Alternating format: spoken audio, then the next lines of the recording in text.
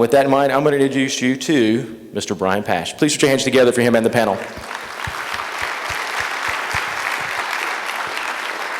Thank you. We'll duck under the covers here.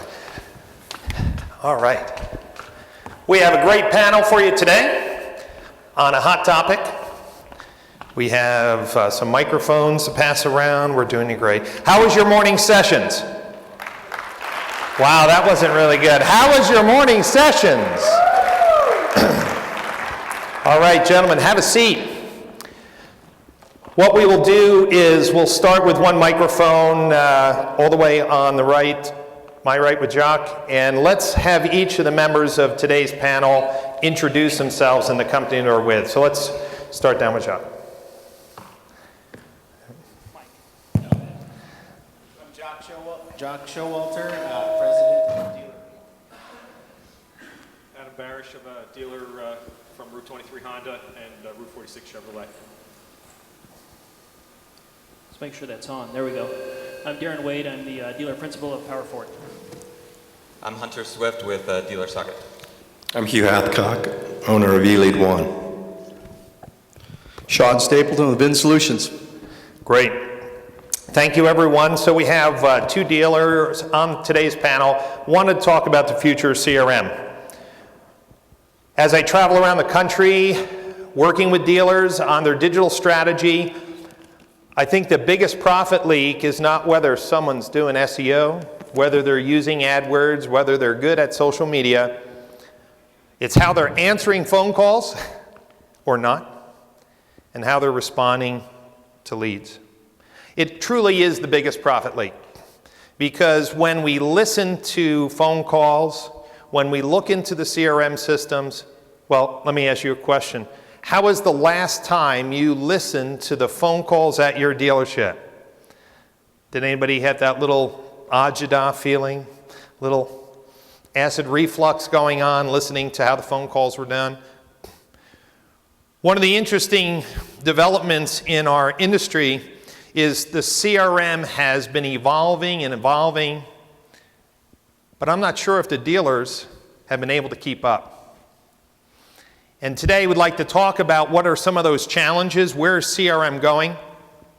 Mobile CRM is definitely one of the new buzz points in our industry, but then also what about all the data associated with today's consumer shopping experience? How can we leverage all that data into the CRM? I'd like to ask Darren Wade, who's the dealer principal of Power Ford. Darren mentioned something in our pre-warm-up about the cultural change that must be addressed at the dealership because of the generations of dealership ownership. And Darren, the shortened version, tell everyone a little bit about what you see as the cultural problems that are addressing dealers today. You know, what we talk about with our team, thanks. What we talk about with our team is, we don't need microphones at Power Ford, but we talk about the generation or the history of the car business only being 100 years old, and that most buyers go through about a 25-year cycle of purchasing. And I think most dealers that we deal with today, I was fortunate to be raised by the old school guys. And if you think about that, we see a lot of third, which is about 1950 to 1975. And we see a lot of fourth, the 1975 to 2000 dealers that are out there. And we also have a lot of those customers. And I think a lot of us don't understand that we've got customers that are used to that scenario, but we also have a lot of dealers that are also used to that scenario. We see a lot of fourth generation customers in our stores these days. They do the back and forth negotiations. We have managers that understand brick and mortar, and they get wiggy if you don't have somebody up in your customer out on the lot. But what about that virtual dealership? Do those managers, much less does the general manager or the dealer principal, do they even understand what that means? Sometimes we have to break it down for our own general managers, because those were the same guys that told you that a computer never sold a car, and they didn't own a cell phone, right? But I know just about every dealer that I know of now has a cell phone, so they can even learn that thing too. The point is, we're 13 model years into the 5th generation, and we also have 5th generation customers. Those are the customers that are utilizing, and that CRM absolutely has to hit because A, they're not loyal, and they've got an attention span worse than a car dealer. It's about 2 seconds. And so we need to be communicating with them quicker because they're not going to do 4 hours on buying a car. And the question is that, or the answer to that deal is understanding that culture and that dealer. Most dealers are 4th generation dealers, in my opinion, right now. And they need to understand the 5th generation customer, or that dealership gets left behind. So I think in a nutshell, that's kind of where we really need to start the discussion on the future of CRM and really get it to a level that a general manager can understand, one that's been successful since 1950 or since 1975. You know, the comment that the best CRM is the one that people use is really true. In this room, there are many different CRM platforms being used, and some are being used very well, and others are just minimally used. One of the challenges that we need to talk about today is what are the barriers for getting your team, your leaders to become CRM centric. Would you agree with me that one of the biggest challenges we have is getting the leadership to put accountability into your CRM process? True? So, Hunter, you have the mic. How will future CRM technology or strategies help dealers inject inspection, do better with accountability? What has to change from software, philosophy, culture? Because I walk into too many dealerships and, well, no one's looking at the processes and if they're being completed. Yeah, I think the key to CRM is to really understand that it should be enabling processes at your dealership. And when you look at the first CRMs that were out there, they were really just a tool to manage leads. And then later it became software that would manage the showroom traffic and the phones. And what we've kind of got away from is really about managing the relationship. You know, we should be getting personal with our customers and really developing a relationship with that customer, calling them back, doing those type of things. And if you set up these processes at the dealership that might work, the only way that you're going to have any results is if they're doing what you're expect them to do. And so you have to make sure that your CRM is integrated with the phone system so that you know what kind of calls they're doing, or if they're not making their calls, integrate it with your phone on your cell phone so they can't use the excuse that they made all their calls from their cell phone. Being able to really just take that old mentality of even having like an old desk log that a lot of dealers have used or even still use, and really incorporating technology so that we can maximize every opportunity and then really hold these people accountable. So with some type of a checkout report or a daily activity report where managers can then manage their salespeople and say, look, this is what you did today, this is what you haven't, this is what you still need to do, and then they can use that as a training or an opportunity. Let me ask the audience by a show of hands, how many of you have implemented a mobile CRM solution that your sales force is using? Mobile CRM. Okay. Sean, what is mobile CRM doing to change the way in which we deliver a better customer experience? And what are the challenges at the dealership level getting their team to adopt a mobile strategy? First of all, Brian, I really think we got to start with what's really changed isn't the future of CRM, it's the customer. So start there, because without customers we have nothing, right? So first, what's changed? Has the auto industry changed less in the last 5 years or more than ever in the last 15? Will it continue to evolve faster and faster? It will. What you're seeing is mobile is a reflection of what the consumers want. Okay? It's a buy now. It's an immediate gratification society we live in. If you don't give me the data now, I will simply move on, right? There are not things that's called primary marketing areas. The internet destroyed PMAs. It's over. So when you look at things like the future of CRM and mobile, which is a big portion of it, you got to start with what are the customers' desires? How do they want to buy and shop? Number one. And then number two, what technologies can do the heavy lifting to help you support your customers' needs the way they want to be served? And the biggest difference, Brian, is The mobile gives you the ability to serve the customers in real time, the way they want the data and they want to be perceived. If you don't follow that path, they're simply going to hit the back button or hang up and move on. So we have changes in technology, we have changes in the consumer shopping experience, maybe additional training that is needed. Hugh, you've been in this business a long time, and you know the practical reality that no matter what processes are in place, there's turnover in management, there's training. How do we help dealers that are still, they buy this funny widget and they're still struggling with process? Brian, yep, we had that CRM system installed, we had the trainers. 1 month later, they're not using the processes. What can we do as an industry to help dealers be more successful with CRM technology?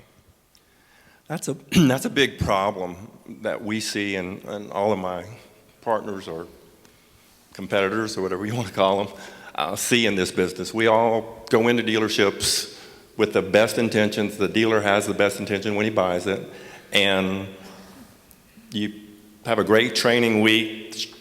Trainer goes in and he leaves, and then 3 weeks later the dealer is not utilizing the tool to the level that he needs to.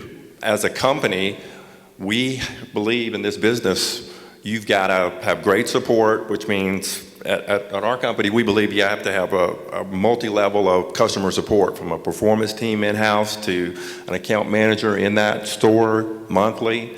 But even with that level of support, we still see a lot of failure with the system, whether it's utilization, tasks being left undone, many areas. So what we're trying to do at Elite is come up with ways to automate this so we do it for the dealer. Of course, he has a choice in what he wants done based on ROI of that task, but the more we can use technology in conjunction with the greatest customer support, we want to give them the ability to automate a phone call, a text, an email, whatever, if his salesperson or internet person doesn't do a task. So we've seen products like Ava that have been out in the business that dealers go pay a lot of money for, to support their stores. We've built all that. So we believe the future of CRM is automating some of these technologies, so if a task gets undone by a human in the store, that at a certain time period, 2 days, it gets done, whether it's through a call center or whatever. Gets done one way or the other. So Correct. Adam, you're a dealer principal. Why is it so hard in today's generation, with all the research that Google has shared, Polk has shared, J.D. Powers has shared, that consumers are visiting 1.3 dealerships, they're doing their primary research online, that if you respond to a lead in 5 minutes, your opportunity to get an appointment just climbs off the roof. You have all the tools, you want to sell more cars. Why is Hugh's reality, the reality I see around the country, that with all this great technology, we can't seem to execute on the basics of CRM? I think that takes a certain technological savvy in order to be able to use some of the technology. So there's not a one-size-fits-all CRM, and that's what we're seeing here, is that you need to make it easy enough for the person who ends up selling cars because they couldn't be that computer engineer or whatever it is. They have to be able to put that information in easily. They have to be able to use it. We keep wanting them to do more and more video. We're seeing that in the booths here.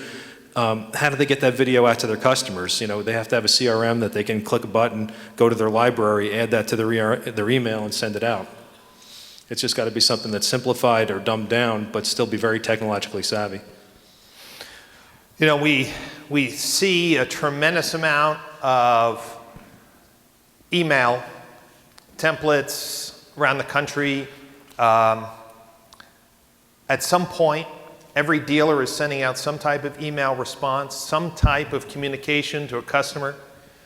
The real question is, how can we start differentiating ourselves? How can those email communications be better to convert, to make us stand out?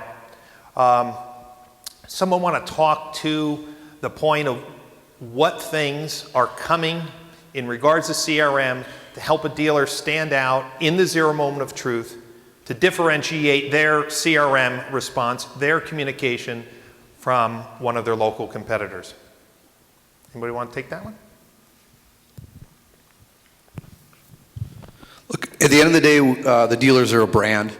And if you're not a brand, you're selling a commodity. How do you win the commodities business? You sell at the cheapest level. That doesn't do us any good in this room at all. The reality is the industry is seeing more pressure on margins, and will continue to see more pressure on margins. I see the consumer changing and wanting things more like society, faster and served up. The beginning, it starts at the top. You asked at the very, very beginning, why don't we see better utilization on CRM? You are. You're just not seeing it everywhere. Everyone in this room is not going to win, Brian. Point blank. I mean, I don't mean to be a downer, but we don't give 12-place ribbons out, right? The deal is that the most powerful piece of software a dealer uses today is what? CRM.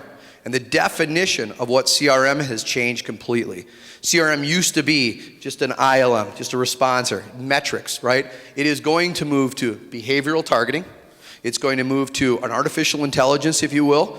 Hugh, you brought up Ava, for example. Great company. They are the example of where the future is starting to go. You're going to see data, big data. We've been talking about this for years. Data drives analytics. Analytics drives better decision making. Point blank, proven. Right. You've seen technology change where you see websites and CRM are integrated together. There's no doubt 2.5 years ago that was proven as a major competitive advantage.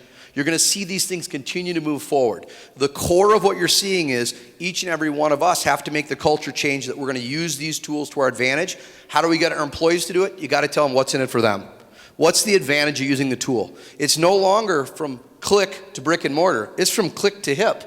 Because if you don't respond and someone else does, you lost that opportunity. So it's culture, number one. Number two, it's the environment. Number three, it's the actual industry itself. It's forcing these changes. And the people that embrace this earlier will have a competitive advantage. So we've heard this culture, training, some challenges. Darren, at your dealership, how are you getting your team to be more CRM centric? How are you getting them to live and breathe in the CRM, or are you really not? Well, how many dealers or general managers are in the audience? Have you guys ever taken a test on your own CRM? Do they even have a test for you to take? And if they don't, you should have one. Because I think that if we have turnover is usually towards the bottom, isn't it? Our frontline people. And usually hopefully our general sales manager and our CRC director.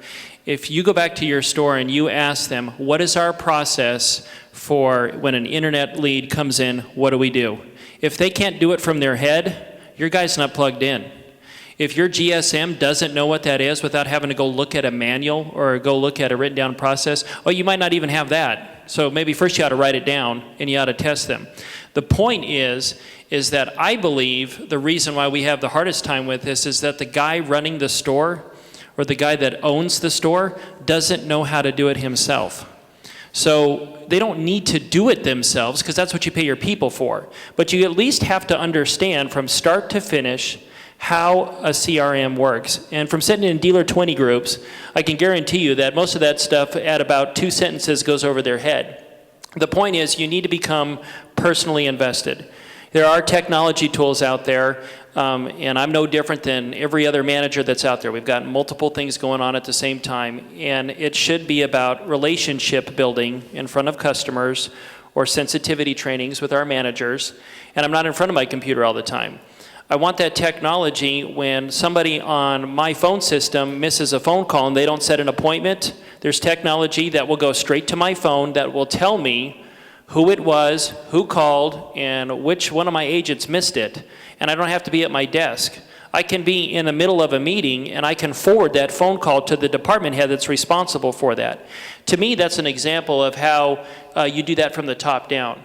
Do you have a process on your internet side that when everything that you think is going on and it doesn't in a time frame that an email comes out to your customer from you with your cell phone number on it, with your personal email address on it? Or is are we just too busy being busy at our level, and we don't want to talk to the very people that have choices? Those customers, those ones that actually pay for our store. Those are two examples that I've got on what we do at our dealership.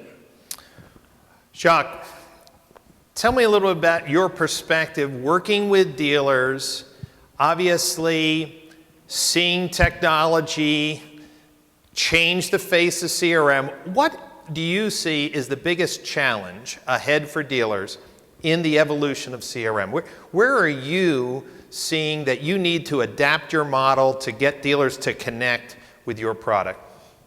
This has been mentioned before, but I think clearly, by far and large, it is changing the mindset of the dealer principal, because all of this great technology, and it's going to get better, and it's going to be connected to your automobiles, and there's going to be Google Glasses and all this crazy stuff that everybody in this audience is going to want to use. But if it's not a part of your culture, you're going to have two choices. You're going to go find a dealer that has the culture that's going to support this great stuff that you can do because it affects the bottom line, or you're going to be able to convince your dealer principal that, hey, what is our culture? There's great ways we can interact and take care of our customers. There's lots of great technologies to do it, and I'd love to drive that effort, but you got to be behind me. Until more of those conversations are held and positive outcomes where the dealer says, you're right. This has to be a part of our culture. A lot of dealers manage their business by their statement. They need to start managing it by the metrics in their CRM tool.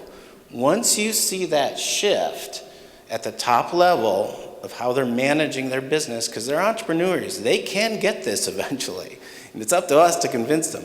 Once they do, then you'll see an explosion of utilization. But until that happens, vendors and everybody at this stage and progressive dealers, managers will be going through the brain damage of trying to get this in place consistently. So I think that's our number one goal. Hunter, respond to that and also make a comment of what you're seeing as cultural shifts in regards to getting mobile adoption at the dealership. Absolutely. This panel is called The Future of CRM, and I think we can come up here and talk about all these new features that are coming out, and I think for the most part, a lot of, at least the companies that are up here, have been very innovative. When I started, 9 years ago at DealerSocket, it was a web-based tool, and my competitors were server-based, and dealers, you guys would say, well, I don't know if my data is safe, and what happens if the internet goes down? And you're seeing these innovative companies who built these platforms on this web-based. We've been able to expand. And before we can even talk about the future, we still have dealers that are using very old and annotated products and services and server-based. And a lot of the things that we'd like to talk to about and do, a lot of people are still using that. And so going to the second question in regards to mobile, about really changing the culture is, I heard a statistic that only 25 to 35% of fresh ups are being captured on your lot.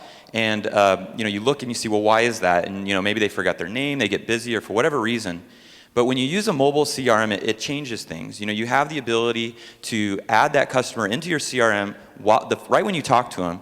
And then when you talk to them and you say, hey, you're interested in this Toyota, hey, you know what, I have a great video or a great brochure I want to send you. What's your email address? And the customer doesn't feel that they're being put into a system, they're not behind a desk. And so not only am I capturing more ups, which data that we've looked at, we're seeing an increase of 33%, but we're also capturing more cell phones, we're getting more email addresses, and it really allows us to be a salesperson 24 hours a day. I can be at the bank, as somebody sees that I work at a Toyota dealership, and then next I can start talking to them. I can input the customer. If I get a happy birthday notification on my day off, I can call that customer. So it's really changing the whole dynamic of the culture of the salesperson, of really being a professional 24-hour salesperson. Hugh? He talked about culture change. The hundreds and hundreds of dealers that we put in every year, it takes a long time to change culture. Dealers aren't patient with most of us CRM vendors. They want to see immediate profit. They want to see things get better fast. They want to sell more cars, more service. We don't have time to wait on a culture change, and that takes the top-down thing we've all talked about. So we've got to attack this at a different level, in my opinion. Because culture change takes years. They have to have a vision. Vision is, sometimes they don't want their CRM partner to tell them how to run their store. They really want us to help them sell more cars and service, but they want us to do the majority of the work and make their people better. So the way we look at it is you've got to have people in the store that really understand and can get into the manager's head. The guy that's the owner that we sell isn't going to go out and in most cases run the deal as far as the CRM side. So your managers are key. You've got to get those people bought in so they're the power users, not just the internet or the BDC, which are typically have been the power users in our business over the last 30 years that I've been in business. So we have a structure where, okay, you got to train the managers, you got to have account people in the store every month that are not keystroke trainers, but they're actually car guys. Because the manager doesn't want to listen to a 25-year-old kid out of college that comes in and says, here's this great technology. He has to understand the car business. Right. Then you have to support it every month with unbelievable customer support as a company, and then you put in front of the manager, somebody said earlier about the dealer needs to see something coming to him easy.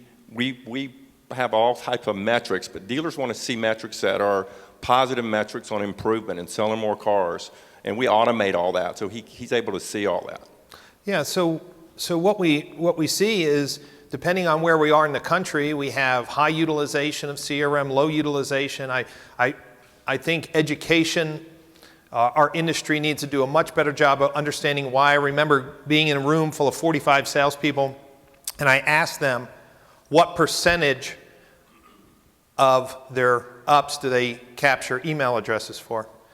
And it was just unbelievable how low it was. Well, maybe 15%, 10%, 20%. And I asked them the question why, and they really didn't understand how that email address snowballed like a domino effect on the entire follow-up process. So I think we need to do a better job of training our salespeople on the why behind the power of CRM. Let me take a little shift, and we're going to have a microphone going around somewhere. I'm not sure who is, oh, there we do have. So as we have some questions from the audience here in a minute, I'd like our guests here to ask our panel of experts some questions. But let me take a little shift. In general, we're hearing about big data. How many of you have been approached or heard a company called Dadium? Dadium, right? Many of you have heard them, right? We've seen studies from Cobalt and AutoTrader about the consumer shopping experience and Dadium and how they're touching all these multiple touch points. I will say, ladies and gentlemen, our industry has yet to tap into big data in the CRM.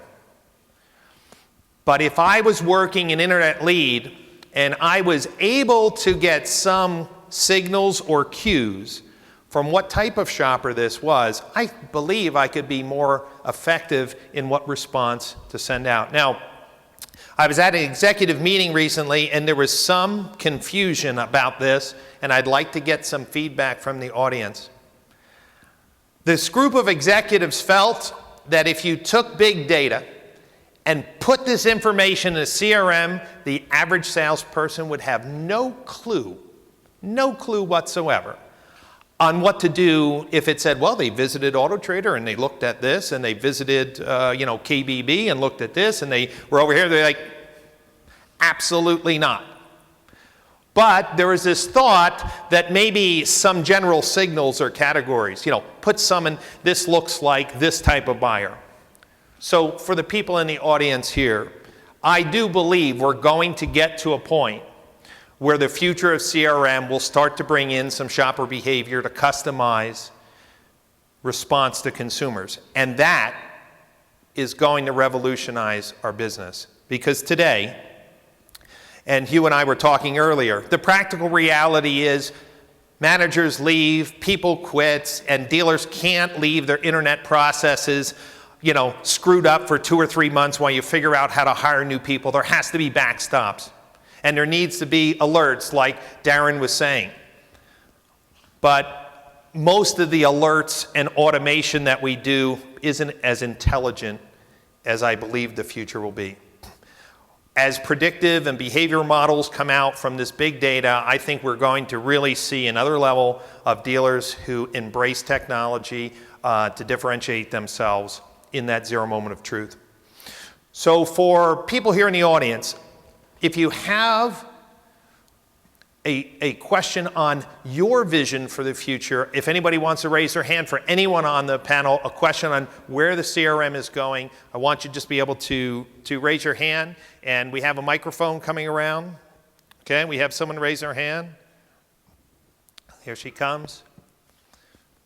This panel is for you. What you can ask the question to any of the panel members. What's your challenge as a general manager? Yeah, Keenan Pyatt, General Manager for Lithia Toyota of Abilene. E-Lead, we use e-leads. Matter of fact, I think I've got every product you have. We've done some major changes within our dealership to change the management structure away from, the typical dealership where you've got 3 guys behind a desk jockeying to work car deals. But I'm seeing a need for a new position, which is, I'm sure, out there. A person that actually manages the CRM, that's their full-time job, to actually go in there, mine the data, and utilize it because, like you said, I know how to use e-leads. I'm pretty proficient at it, but I don't feel like, I'm good enough and I can't spend all my time just managing that. So, maybe a best practice, are you seeing that position actually develop within dealerships? In the most successful stores, whether they're on e-lead, VIN, dealer socket, there's always a champion that is a power user of the tool. We have a training process where we bring these people in and try to cultivate those. They're ID'd at our stores at week 1 of install. So we're going to find that person. We see that as we've got to find that person for you. We've got to come to the dealer or the GM and say, hey, we want to bring these people to our corporate headquarters. We want to make them the best in our system. And we believe very, very passionately that if you've got a champion or a CRM manager, that they'll understand the full capabilities of the tool. So, we bring in 300 to 500 people, depending on the year, to do that type of training. There's no charge. We pay for everything. We think that that's a huge investment that we can help you make that will let's help you take your CRM to the next level. How many dealers here say, I really don't have that super user that's looking and living in the CRM every day? I don't have that super user. Yeah, okay. So what's the challenges? Sean, your thoughts on... I want to go back to one thing quick. Yeah. I want to know who those executives were that made that decision on big data. Yeah. Right? Because do they work in a store or on a store? Right? Because if you take an average, excellent internet manager, so let's see if people were a digital dealer last year, Kevin Fry made an incredibly aggressive comment. Kevin Fry said, with new technology, I know more about an internet lead than I do a call or a walk-in. Yeah. What does he mean by that? He has the ability to use the data points to see the purchase journey. Why is that important, and how does that work? Well, things like understanding the equity of their current car, the pencils of their last deal, the road to the sale, what cars they're looking at in real time, and what incentives you can use to your advantage to increase your profitability. I think that's not hard work. I think that's called smart work. And I'll also tell you this, the dealers like you and everybody else talk about, the progressive dealers, they're already doing this. They started years ago. The technology's getting better. When we acquired Haystack for one reason. The ROI was too compelling not to. When we were at Google, they made a very interesting comment. They said technology's advancing faster and faster. Why? Because good technology takes the technology out of technology, which means there are no more barriers. And the barriers that are out there today are either artificial barriers or poor leadership barriers. Okay. Hunter? Going back to this change of culture, if you look at the classes that you've attended today or what people have talked about, there's still this emphasis on driving traffic to your dealership. We're still paying a lot of money for leads. We're all of our focus is really in regards to advertising and buying leads. Where we have this great customer database in our CRM, and we know more about this customer than we've ever known before, and more than we ever know on any lead that's coming in. We know every time they visited, what cars they've looked at, what do they own. as you mentioned, trade evaluation. We know bank programs, manufacturer incentives. We have all of this data within our CRM, but often we're not using the technology or even just processes to mine the customers that we do have versus paying for a lead, $25 that might be going to multiple dealerships. So really having somebody, some successful dealerships have even incorporated a fourth source. We know the three sources: phone, internet, and Fresh Up. But having this fourth source where all they're doing is just mining data and creating opportunities. And the real power of a CRM is about creating opportunities or identifying opportunities so that you can say, hey, this is a customer that's in an equity position, or that's high, out of warranty, high average RO, I can get them into a new vehicle. All of those dynamics are important things that we need to know that we have in the CRM that I think is very underutilized before we even get to the big data part. So Hunter, great point. Is Brian Benstock in the room? I know he's going to be speaking, I think, today. Is Brian in the room? One of the workshops that are being offered at AutoCon is Brian Benstock, General Manager and Partner of Paragon Honda, selling 100 cars a month out of the service drive. Equity mining, I think, is in its infancy. There has been equity mining products out in the market, but I will tell you, bringing the CRM experience into the service drive, having a seamless integration of all this great data and integrating it into the service drive is still in its infancy with dealers across the country. And if you've been trying to implement a better sales process in the service drive, there's a number of workshops here at AutoCon, and I think it would be well worth your time learning about how service CRM has to be one of the future conversations that we address in this industry. So Adam, let's go to your store. Hunter brings up a point about equity mining, okay? There's been equity mining products. Do you have a regular program in the dealership for equity mining? And if you don't, what has been the challenge? Because we know the data's there. Yeah, we've had different products that we've gone through, and we ultimately end up with a lot of products, whether it's in vehicle valuation or in the service drive, like you're saying, and we end up with companies that are better with performance managers attached to them, because it all comes back to process and avoidance of what I call process evaporation. And it happens to all of us. As you have these great things, you can document them, you can make nice flow charts, but unless you can stay on top of these things, you have the process, of putting the person in the CRM and greeting the customer. You have the road to the sale is the next process, the desking process, the follow-up process. And you have to have a level of accountability, which is the whole accountability process, from the dealer on down. So when you have those alerts like you were talking about, when a phone call doesn't go well and it goes to your hip, well, the same thing in a CRM. If follow-up's not getting done, we may get 10 phone calls a day, and I'm going to get one alert, but we may be having 100 contacts that are prescribed by the CRM, and if those contacts aren't being made, or they're not being made well, or the people aren't getting put in, I need to have that same alert on my hip.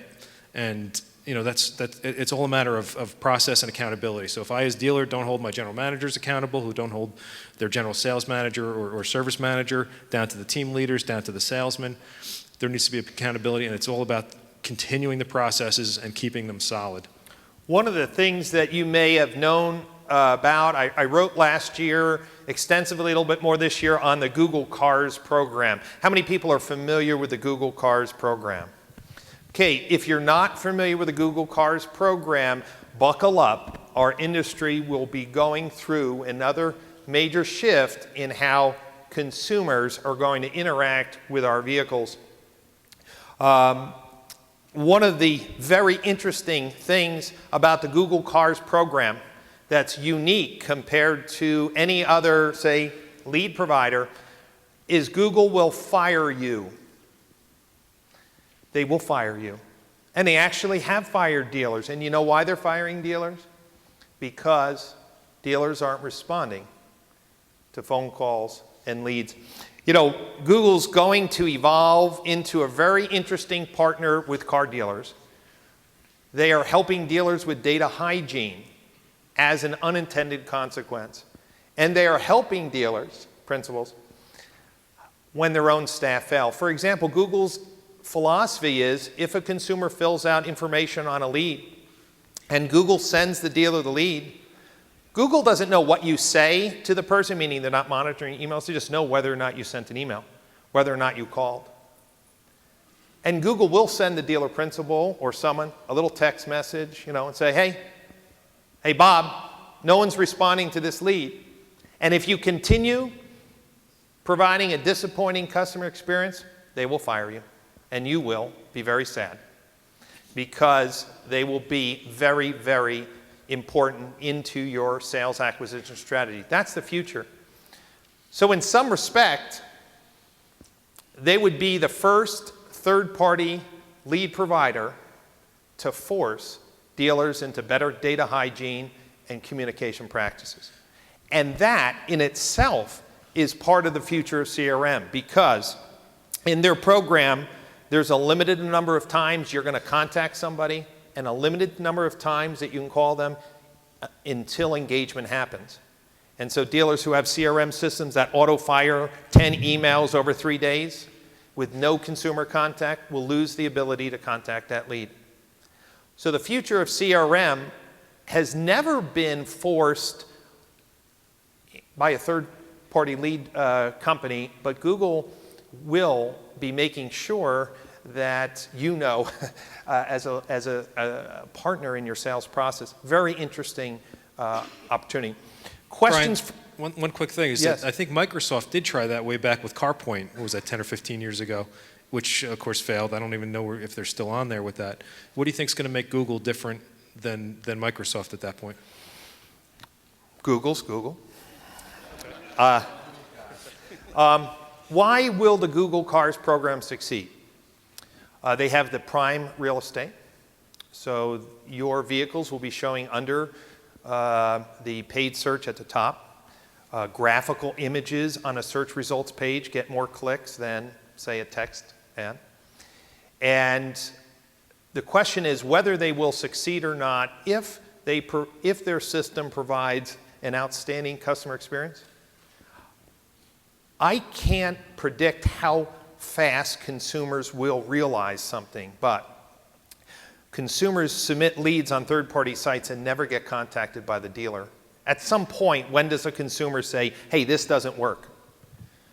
But if consumers start to engage with the Google Cars program, Google makes sure that dealers respond in a timely manner and hold them accountable, and it provides a good customer experience in the most prime real estate with the most visually appealing advertising elements, I think they're going to succeed. Hunter?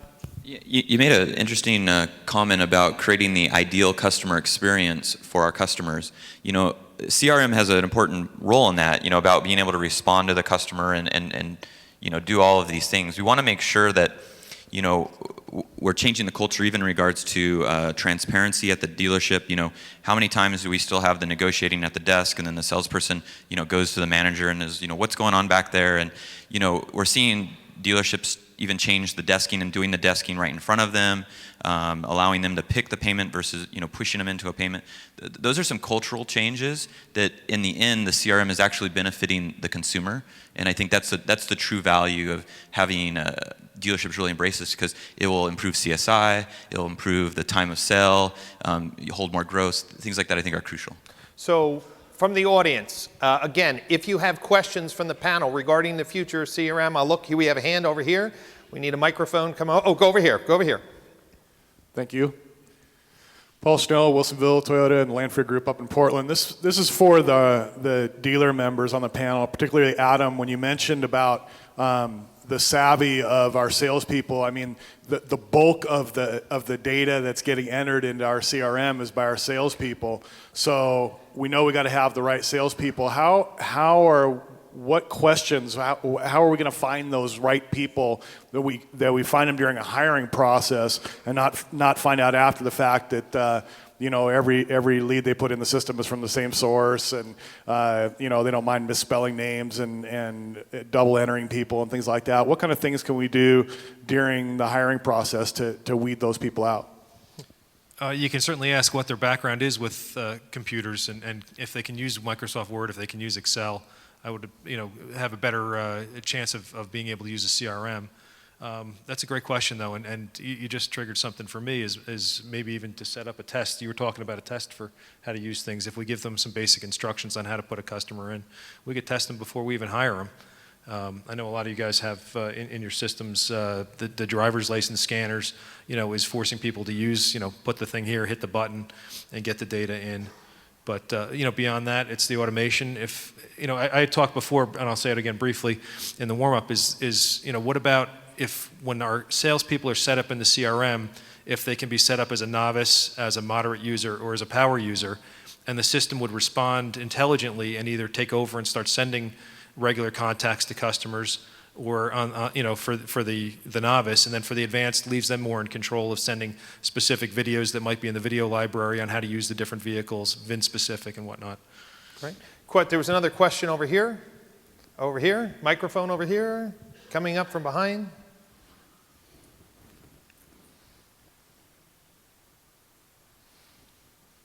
Thank you, Brian. I have a question for the vendors on the panel. CRM's a great tool and everything, but we talk about the personal purchase experience for customers when they walk in through the store. How do we make it personal, build the common ground, and do all that? But one thing that we struggle with is with the follow-ups with those customers is keeping up with that personal experience. You sell a car to somebody 3 years ago, they show up 3 years older, you probably don't remember what they look like or don't remember what the kids' names are. With CRM, I guess the question for the vendors is, with CRM, do you see a future where you can personalize that, where if you have a salesperson taking pictures with the customers, if that is something we could incorporate that with the CRM? Not just popping up a date of birth and saying, hey, happy birthday, let's make that phone call. How do we incorporate, our pictures? Because I do have 600 pictures. One thing that my dealer principal encouraged me when I first started was, Monty, you bring that personal experience to the customer, they will remember you for life. But the CRM that we use currently does not support that. And do you see that in the future where it would support a personal experience like that? Okay, so let's start with Jacques and just give the team a short answer on how you envision CRM creating a more sustainable, interactive, personal experience. Well, part of your challenge is gathering the data. There's going to be new interface devices like Google Glass, where your salespeople could be equipped with that. There'll be face recognition that automatically gets plugged back into the CRM. There'll be increasing integrations with social media to the CRM. So not only will your salespeople be taking notes about that person, your CRM could potentially be updated by that person's Facebook profile. So those are some of the things in the horizon. Okay. Hunter? Yeah, I think integrating social media, apart from social media like Facebook, but just the social aspect of interacting with your customers has to be an integral part of your CRM. Little things like being able to, look to see if they're on Facebook, not necessarily to market to them or to do anything, but maybe even just to see if we have a mutual friend and say, oh, you know what, we share this person, I sold him a car. Being able to leverage social interactions. I mean, if you think about going back to those first, second generation car sales, it was all about relationships. It was all about social, about who you knew and the small town referrals. We've kind of got away from that, but I think with social media, it's helping us to get back, and I think the CRM is an important part to that. You ask about now, though. Most of us, I think, already have the capability, I know we have for over 10 years, where you can add a picture of your customer right at day one of the relationship as you build the rest of your profile on them, whether it's their favorite sports team, kids, you can put it into the system. My call center gathers information and adds it into the system. So, I mean, is there more you're looking for than that? Immediately? Well, similar to that is what we have with our current CRM. Obviously, that will have the capability in the sense that uniquely you're connecting a first name, a John Smith, to John Smith buying a car from Dave in 2008, the same John Smith coming in buying a car from Dave in 2010, and the same John Smith coming in buying a car from Dave in 2012. What Dave has done a good job of is taking a picture the first time, the second time, a third time, And when that person is shopping again for the fourth vehicle, you have, a web lead or a contact that goes out, that comes into the store, and you have this automated email that goes out saying, hey, 1, 2, 3 pictures of the last 3 purchase experience there at the store. Why would you shop somewhere else? The CRM right now doesn't have that. And I think in future, if you had that capability with video, with pictures, I mean, that's where you have to go. And because that's where we're all going. It's easy as taking a cell phone cell phone out and taking pictures with that. So. Sean, how is your vision of making CRM more personable helping dealers plan for the future? Well, it's behavior analytics. I mean, that's really where it comes down to. Today, we set up processes based on generic concepts. The future of CRM is the data itself will change the processes based on the user experience and the velocity of the road to the sale. Monty, you said it right. Where are these things? Many of these CRMs have it. Like Hugh said, we've had social integration for more than 3 years, right? You can take the pictures, you can send the video, but it's more than that. The real challenge, I'd say back to you, Monty, is why are you waiting 3 years to re-engage the customer when they come back in? Good CRM should be proactive the whole way through, right? You don't wait for the customer to come back. Good dealers today are proactively always trying to manage a relationship.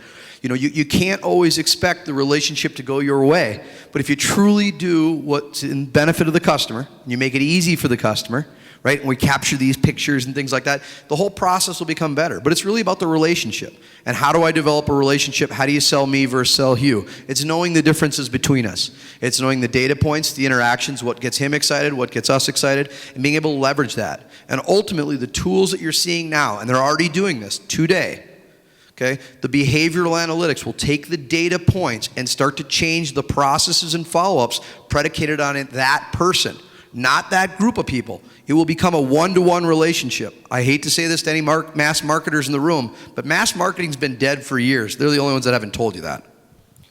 I want to make a comment about my observations traveling and working with dealers. And I want this to be a challenge because it's just a few minutes to lunchtime. And you reminded me of your comment. Are you happy with your CRM system? Okay.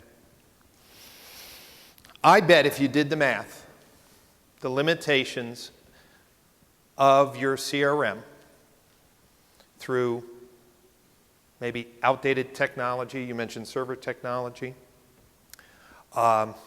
lack of flexibility, lack of mobile integration, that you are so blinded by that contract. I'm spending $2,000 a month on CRM. It sucks. No one in the dealership likes it, but I got 2 more years left on the contract, and I'm going to wait until that contract. I believe if you focused on becoming CRM-centric, if you really understood today's shopper is demanding a personalized instant experience, that you cannot allow your team to let processes fall through the cracks. You need sophisticated CRMs that will alert you and step in for you, whether it's a phone call or an email. Ladies and gentlemen, if you had to leave today, the future of the CRM, in my opinion, is to realize how many hundreds of thousands of dollars you are losing because you're not CRM-centric. You've used a stupid contract to hold you back. It's your crutch. It's your excuse. Oh, if we change CRM, there'll be mutiny. Yet you'll look at your statement and say, Brian, hey, Brian, we got to cancel SEO this month. We're cutting back on our budget, and you're on the chopping block. And then I say, oh, yeah, what about the $6,000 in leads you're not responding to? I listened to your phone calls, and you're telling me that no one likes a CRM, but yeah, that's the best way to cut is your $1,000 on SEO. There are tremendous companies in this room, in the exhibit hall, that have amazing, exciting CRM. If you are one of those people who are not happy with your CRM. Know your team is not following process. You don't have the tools to engage today's consumer. I would say the future of CRM is in your hands today. You may be the biggest roadblock, dealer principal, general manager. Your own prejudices. Maybe you're not a social media user. You're not a tweeter. You hate writing emails yourself. And you've dumbed down your whole system because of your own prejudice. I want to challenge you today that the future of CRM is in your hand. If it's all about process, training and technology and innovation, ask yourself, are you holding your dealership back? And if you are, then I would just challenge you today, while you're here in Vegas, when the industry experts are here, that exhibit hall has, I think, 8 different CRM platforms. Learn about them, engage, but don't hold yourself back. It's lunchtime. Would you please give our panel of experts a big round of applause?